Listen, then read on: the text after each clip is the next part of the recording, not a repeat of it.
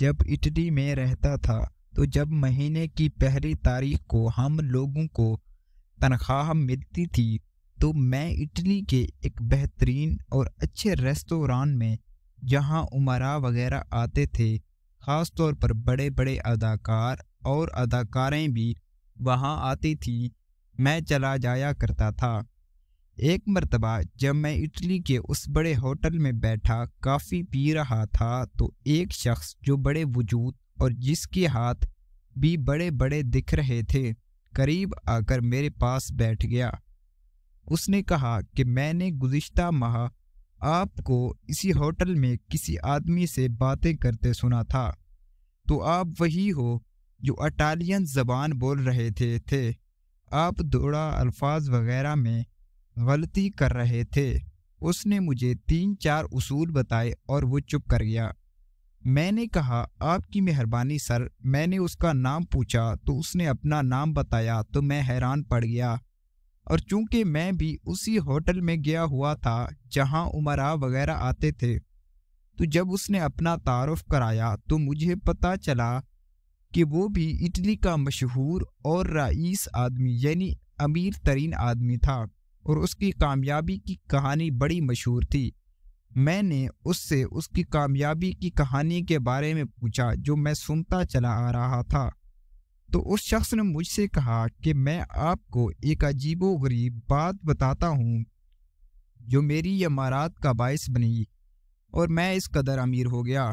وہ یہ کہ مجھے ہارس ریسنگ کا بہت بڑا شوق تھا اور میں گھوڑوں پر جوا لگاتا تھا۔ میری حالت کبھی اونچی ہو جاتی یعنی امیر ہو جاتا اور کبھی نیچی جیسے جوا کھیلنے والے لوگوں کی ہی ہوتی ہے۔ ایک بار میں نے جوئے میں اپنا سارو مال و متاع ایک ریس پر لگا دیا اور کہا کہ اب اس کے بعد میں ریس نہیں کھیلوں گا یعنی جوا نہیں لگاؤں گا، جس طرح کوئی جواری کہتے ہیں کہ اگر جیت گیا تو دوبارہ کبھی جوا نہیں لگاؤں گا۔ خدا کا کرنا یہ ہوا کہ میں وہ ریس ہار گیا۔ اس جوئے میں ساری جمع پونجی ہار گیا، میری جیبیں بالکل خالی ہو چکی تھی اور میں بالکل مفلس ہو گیا تھا۔ جب میں وہاں سے پیدل گھر لوٹ رہا تھا تو مجھے شدت سے واش روم جانے کی ضرورت محسوس ہوئی، لیکن پھر وہاں جانے کے لیے میرے پاس مقامی کرنسی کا کوئی سکہ نہیں تھا جو واش روم کا دروازہ کھولنے کے لیے اس کی لاک میں ڈالا جاتا تھا، وگرنہ وہ دروازہ نہیں کھلتا تھا۔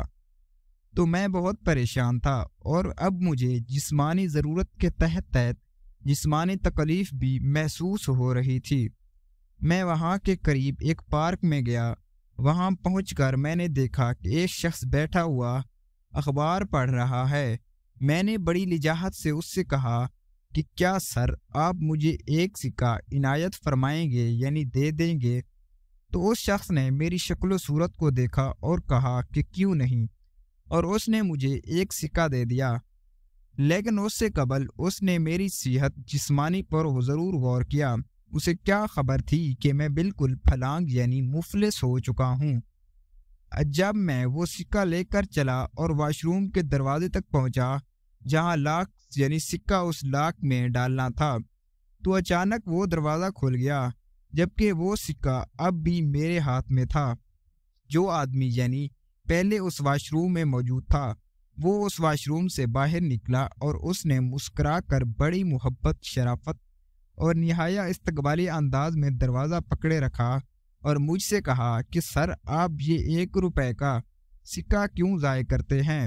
میں نے اس کا شکریہ ادا کیا اور اندر چلا گیا۔ جب میں اندر گیا اور اس کے بعد یعنی اپنی حاجت کے بعد باہر نکلا تو وہ 1 روپے کا سکہ اب بھی میری جیب میں تھا۔ تو میں قریب پارک میں چلا گیا۔ وہاں پر ایک اور جوا ہو رہا تھا کہ 1 روپیہ دو اور 1000 روپے پاؤ۔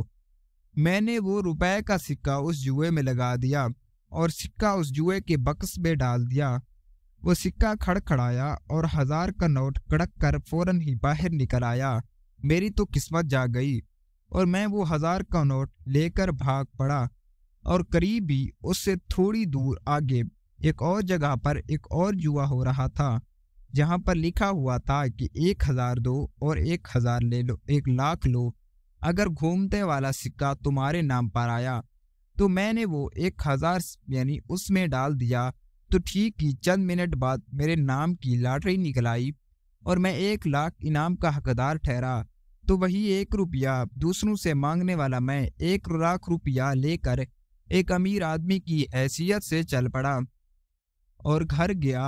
अगले दिन मैंने अखबार में ये पढ़ा कि अगर कोई इंडस्ट्री वगैरह में यानी तामीराती तौर पर और कारोबारी तौर पर काम करना चाहता है तो हम उसकी मदद करेंगे और हुकूमत भी उन्हें माली मदद फराहम करेगी और हर तरह की हर मुमकिन रियायत और मदद देगी।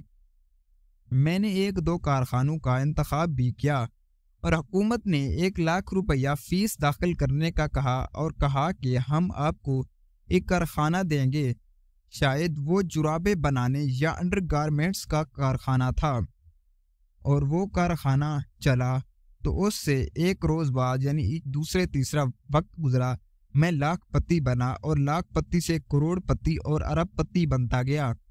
अब आप एक गौर करें कि ये सब एक ही वजह से हुआ कि मैं उस जुए के काम पर अटका रहा। मेरा बताने का मकसद आपको हरगिज ये नहीं कि आप सब जुए का खेल खेलें यानी जुए पर काम करें, बल्कि आप लोग जो भी काम कर रहे हैं करते रहें, इस पर काम पर यकीन रखें, आप एक न एक दिन कामयाब ज़रूर होंगे। तो ये थी हमारी आज की कहानी।